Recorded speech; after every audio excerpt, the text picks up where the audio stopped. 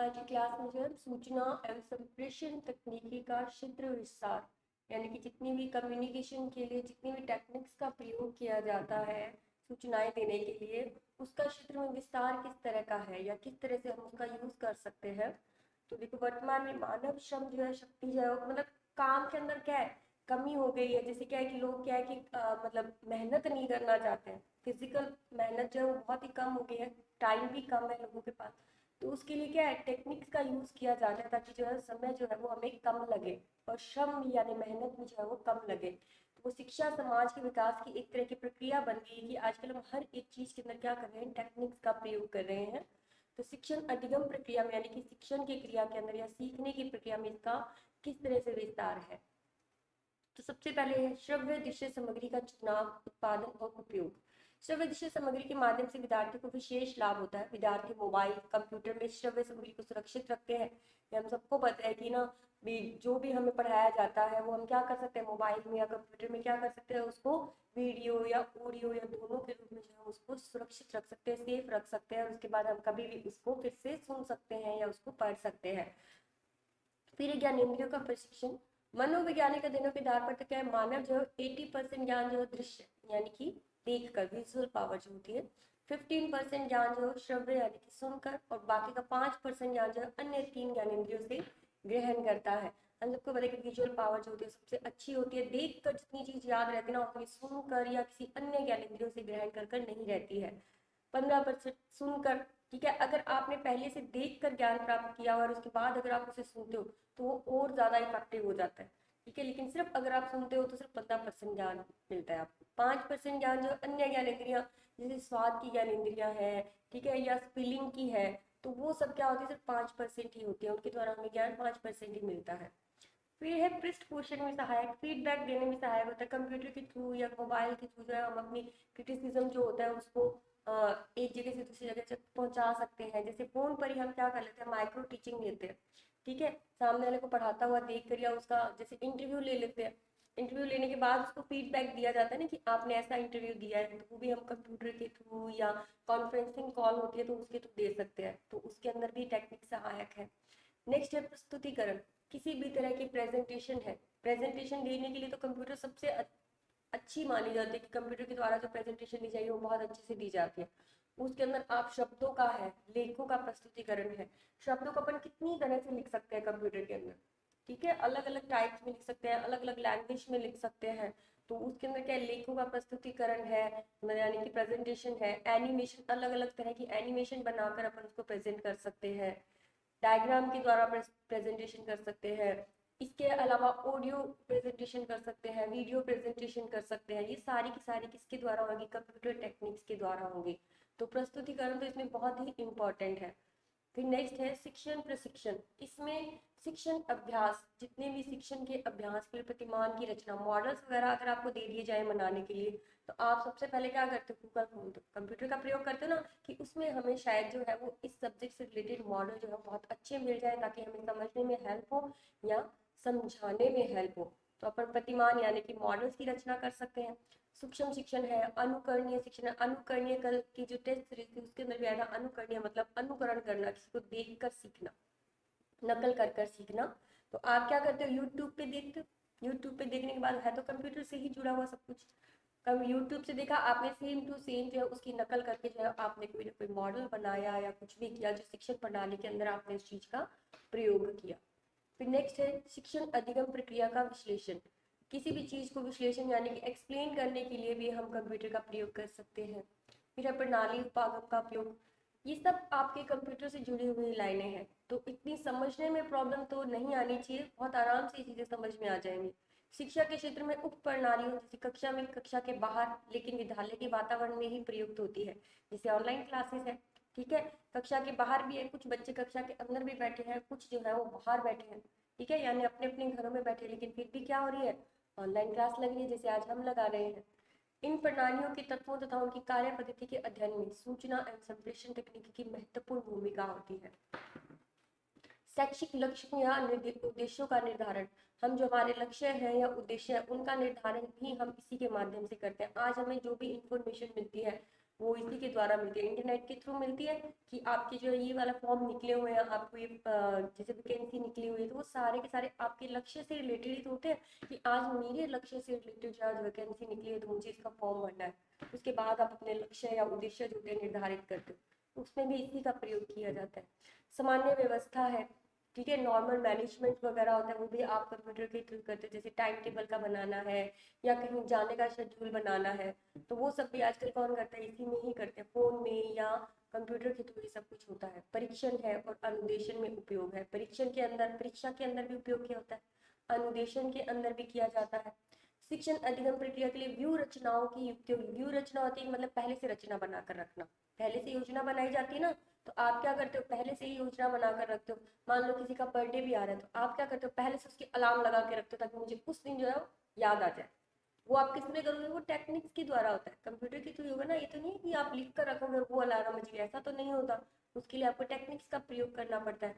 तो इस तरह शिक्षण के लिए भी अपन क्या है, जैसे हमारा आने वाला एग्जाम है या हमारा जो पहले से टॉपिक होता है उसकी प्रिपरेशन जो है वो आप व्यू रचना के थ्रू, या जिसे व्यू रचना कहा जाता है, तो वो आप टेक्निक के थ्रू जो है उसको बना सकते हो।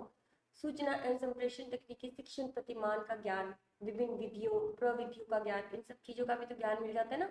कि हम जैसे कंप्यूटर में सर्च कर लेते हैं कि हमें जो है वो ये सब्जेक्ट पढ़ाना है, ये टॉपिक पढ़ाना है, इसके लिए हमें मतलब सबसे बेस्ट जो मेथड है वो बता दिया जाए, तो वो भी हमें हेल्प मिल जाती है सारी। फिर मशीनों और जनसंपर्क माध्यमों का उपयोग, इसके अलावा देखो, जनसंपर्क यानी लोगों से एक साथ संपर्क, उनके कौन से माध्यम होते हैं, रेडियो है, टेलीविजन है, टैप रिकॉर्डर है, फिल्म प्रोजेक्टर है, कंप्यूटर है, इंटरनेट है।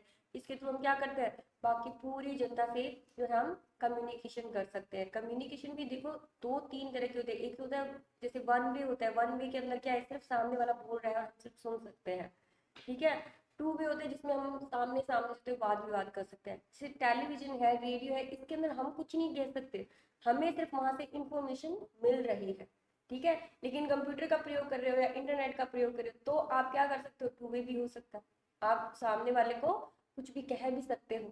लेकिन टेलीविजन में है, रेडियो में है, टैप रिकॉर्डर है, फिल्म प्रोजेक्टर है, इसके अंदर ऐसा नहीं होता, आप सिर्फ कम्युनिकेशन एक तरह का होता है इनके अंदर। नेक्स्ट है सूचना एवं संप्रेषण तकनीकी का मूल्यांकन के क्षेत्र में, यानी कि एवोल्यूशन, मूल्यांकन होता है एवोल्यूशन। एवोल्यूशन में किस तरह से प्रयोग होता है, आज के टाइम में क्या हो रही है, 2 सालों से सब बच्चों की ऑनलाइन क्लासेस हो रही है, ऑफलाइन में जा नहीं रहे, क्योंकि कोरोना के कारण क्या है, सब लोग ऑफलाइन क्लासेस बंद हो चुकी थी, तो जिसकी वजह से क्या है, ऑनलाइन क्लासेस शुरू हुई। तो ऑनलाइन क्लास से क्या हुई, सूचना यानी कि इंफॉर्मेशन देने के लिए, संप्रेषण यानी कि कम्युनिकेशन के लिए जो है वो सबसे ज्यादा जो है वो इम्पोर्टेंट रही है इस टाइम में, 2-3 सालों के अंदर। परीक्षा परिणाम, ठीक है, यानी कि जो रिजल्ट्स हैं वो भी जो है वो ऑनलाइन के ही थ्रू मिलते हैं। प्रश्न पत्र यानी कि बच्चों के एग्जाम तक क्या हुए थे, ऑनलाइन हुए थे, उनका आंकलन भी ऑनलाइन ही होता है, ठीक है। आंकलन मतलब उनको अंक देना, जैसे आप जो एग्जाम दोगे, ठीक है, उसके अंदर क्या होता है, कंप्यूटर के थ्रू ही सारी की सारी चेक होती है, क्योंकि बहुत सारे बच्चे होते, लाखों में जैसे बच्चे होते, तो सबका एक साथ चेक करना या ह्यूमन बीइंग के द्वारा चेक होना बहुत मुश्किल होता है, ठीक है। तो इस वजह से जो है कंप्यूटराइज होता है, सब कुछ जो कंप्यूटर से ही चेक होता है, तो इसमें गलती होने के चांसेस भी बहुत कम होते हैं। ऑनलाइन परीक्षा परिणाम के अंतिम रूप से प्रदान करने, ठीक है। इसके अलावा रिपोर्ट कार्ड बनाना, आजकल अब क्या होता है, जैसे रिजल्ट आया आपको रिपोर्ट कार्ड कहाँ से मिल जाएगा, ऑनलाइन मिल जाता है, अवेलेबल हो जाता है, आपको कॉलेज या स्कूल जाने की जरूरत ही नहीं पड़ती है। ऑनलाइन आपको सारा कुछ मिल जाता है, क्योंकि वहाँ पर आपके सारे मार्क्स हैं या सब कुछ आपको अवेलेबल है। तो वो सारा किसके थ्रू होता है, टेक्निक्स के थ्रू होता है। तो इसका मूल्यांकन के क्षेत्र में भी बहुत ज्यादा विस्तार है सूचना एवं संप्रेषण तकनीकी का। फिर अनुसंधान के क्षेत्र में, अनुसंधान के क्षेत्र में यानी कि अनुसंधान होता है खोज करना, ठीक है, सर्च करना। कोई भी चीज है, इवन आपको एक वर्ड नहीं आता ना, तो उसको भी आप सर्च कर सकते हो। कोई भी चीज है जिसके बारे में आपको कुछ नहीं पता हो, तो भी आप उसे सर्च कर सकते हो। कुछ थोड़ी बहुत नॉलेज है और हमें कुछ और नॉलेज चाहिए, तो उसे भी आप सर्च कर सकते हो। प्रयोग क्या करते हैं हम, सर्च इंजन जो होता है वो इसको प्रदान करता है, जिसका उपयोग खोज करने के लिए किया जाता है। सूचना एवं संप्रेषण तकनीकी के माध्यम से ई लाइब्रेरी यानी कि इंटरनेट लाइब्रेरी का उपयोग भी कर सकते हैं। कितनी सारी किताबें हम लोग डाउनलोड कर सकते हैं, है ना। जरूरत ही नहीं पड़ती कि हम मार्केट से बुक्स लेकर आए, फोन में या कंप्यूटर में हम उसको डाउनलोड करके रख सकते हैं, कोई भी बुक हमें जो अच्छी लगती है। तो वो क्या है, वो भी टेक्निक्स के थ्रू ही है।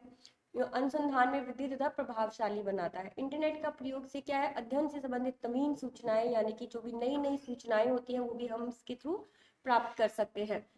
जैसे कि मैंने पर न्यूज़पेपर तक लेने की जरूरत नहीं पड़ती है, जो भी न्यूज़पेपर होते हैं वो भी आपको इंटरनेट पे अवेलेबल होते हैं। फिर है प्रशासन के क्षेत्र में, यानी कि जो सूचना एवं प्रशासन तकनीकी का प्रशासन के क्षेत्र में, प्रशासन यानी ऑफिस वगैरह में जो होता है वहां तो सबसे ज्यादा प्रयोग होता है। कर्मचारियों के अभिलेख है, जो भी उनसे रिलेटेड जो डेटा होता है, उनका बायोडेटा है, ठीक है, उनको जो भी उनकी जो पंजीयन डेट होती है यानी कि भर्ती वाली जिस दिन वो उन्होंने एंटर किया है वहां पर, या जो उन्होंने ज्वाइन किया है ऑफिस को, ठीक है, रजिस्ट्रेशन कराया, वो सारी चीजें आपने इससे पहले भी कभी भी एग्जाम भरा होगा ना, तो वो भी अपन को क्या होता है, कंप्यूटर पे मिल जाता है, ठीक है। इवन आपका जो स्कूल का रिपोर्ट होता है, कॉलेज का रिपोर्ट होता है, ठीक है, वो भी सब अपन को वहीं पर मिल जाता है। तो इस तरह से कर्मचारियों के जो भी रिकॉर्ड्स होते हैं वो अपन को किसमें मिल जाते हैं, कंप्यूटर के थ्रू अपन को सारे के सारे मिल जाते हैं। उसी के अंदर इनका रजिस्ट्रेशन होता है। पुस्तकालय का अभिलेख यानी कि जो भी बुक से रिलेटेड है, लाइब्रेरी का जितना भी डेटा होता है, किसी एक लाइब्रेरी में जितनी भी बुक्स होती है उन सारों का सारा डेटा जो होता है उसके अंदर फीड कर लिया जाता है। अपन को पता चल जाता है इसके अंदर देख कर कि हाँ इस लाइब्रेरी में अपन को ये बुक जो है वो मिल सकती है। तो एक लाइब्रेरी का डेटा जो होता है वो भी उसके अंदर हो सकता है। रिपोर्ट कार्ड बनाना, बच्चों के रिपोर्ट कार्ड बनाए जाते हैं, ठीक है। इसके अलावा जैसे ऑफिस में भी जैसे कई तरह के रिपोर्ट कार्ड बनाए जाते हैं, तो वो भी हो जाते हैं।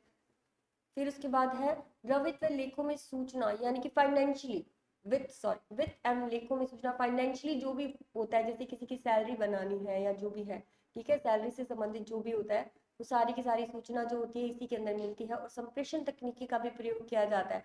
फोन के थ्रू पहुंच जाता है ना कि हाँ आपकी सैलरी आने वाली है या आ चुकी है, तो आपको मैसेज आ जाते हैं। तो उसके अंदर क्या है, वो भी कम्युनिकेशन का ही एक माध्यम है। समय सारणी का निर्माण, टाइम टेबल का निर्माण भी जो है वो इसी के थ्रू किया जाता है कि इतने बजे ऑफिस आना है, इतने बजे ये मीटिंग होगी, ठीक है, और इतने बजे जो हो इस जगह पे मीटिंग होगी। वो सारी की सारी इंफॉर्मेशन जो होती है वो टेक्निक्स के थ्रू होती है, और उसका जो आगे सूचना यानी कि कम्युनिकेशन किया जाता है आगे फोन पर, जो है जितने भी लोग उस ऑफिस से जुड़े हुए हैं सबके पास जो है वो टाइम टेबल जो है वो पहुंच जाता है। तो उसके अंदर भी टेक्निक्स का ही प्रयोग हुआ। नेक्स्ट क्लास के अंदर हम करेंगे सूचना एवं संप्रेषण तकनीकी में प्रवृत्तियां, यानी कि ट्रेंड्स जो होते हैं उनके बारे में पढ़ेंगे। आज की क्लास में इतना ही है।